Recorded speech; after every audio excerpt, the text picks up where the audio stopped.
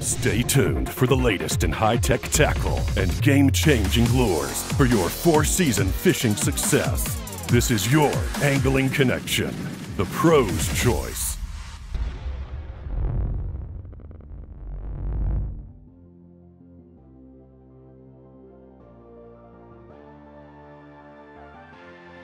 Here with Neil Vanderbeesen on Traverse Bay, and Neil, we're fishing deep today, deep for smallmouth, and using drop shot, but a little some minor adjustments here. And talk a little bit about your rig and how you're approaching these fish. So we're fishing really deep. We're at a 3/4 ounce drop shot weight. Basically, the new tungsten, the Strike King tungsten, will allow you to fish the heavier weights through the sandgrass because it won't ball up as much on your bait, and you can efficiently fish this deep.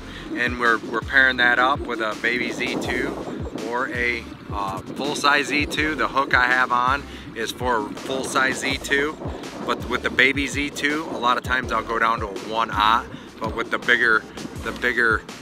full-size Z2, I'm going with the 3/0 drop shot hook.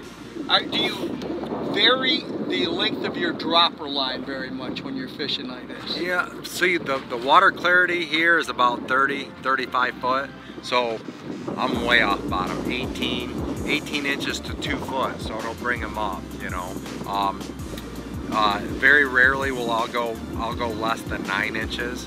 But most of the time it's 18 inches here, you know, 1.5 foot. Now the bait itself, you know, I've seen some video on this and the action in it, but you know, what are its attributes? Why is it so effective? It just mimics a dying bait fish, and it stays in front of them. And if you see how we're working these, you know, you're just kind of twitching them, or you're cracking it to try to get that aggressive, you know, shot that, you know, oh my gosh, that's a dying bait fish.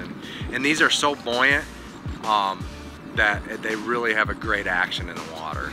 Now it sounds like, you know, I mean, many of us are kind of accustomed to fishing drop shot. Less is best. But in this case, you want those fish to see that bait, to find that bait in an expanse of big water. Yeah, you're basically, what you're doing is you're covering large areas, so you want to be as efficient as possible. And with that big bait, they'll come over and they want to kill it.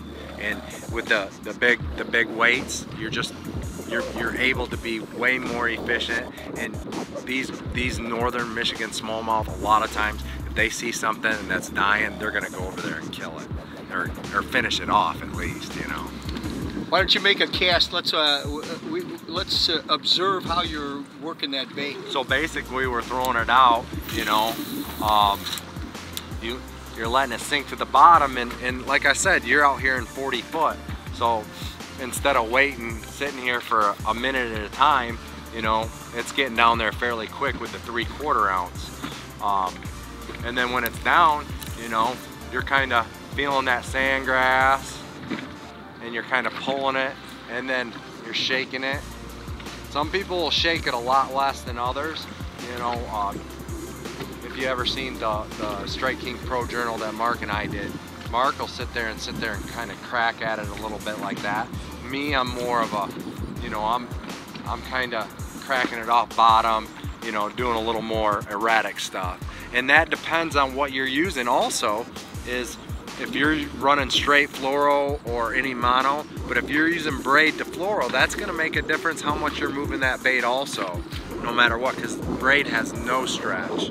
So you're gonna wanna be conscientious of what you're doing and how deep you are.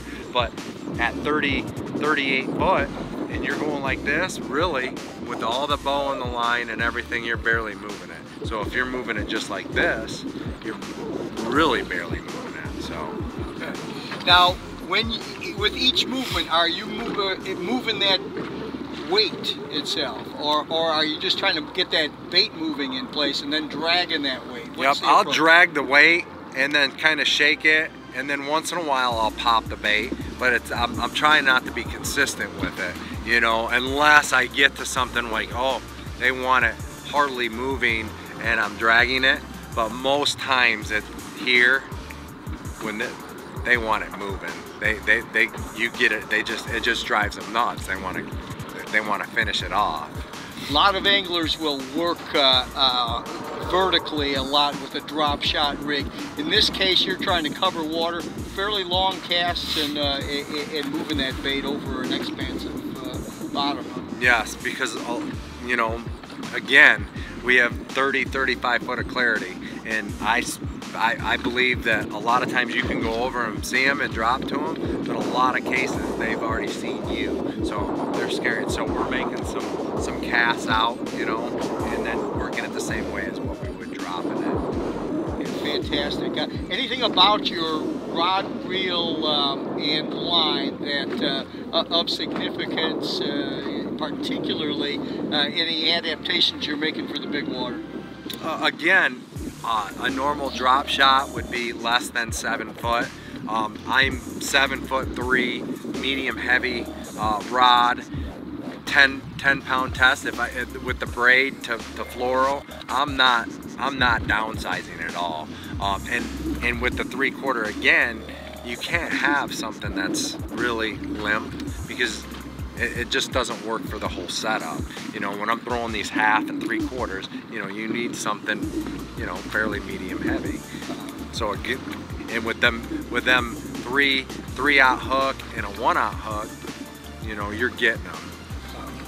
The action of your rod, the power and action, you mentioned you got a medium heavy on this spinning rod. What is that tip like? It's a fairly tapering, it's a fast tip.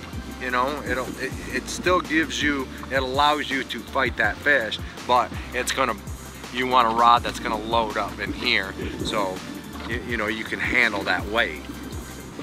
All right.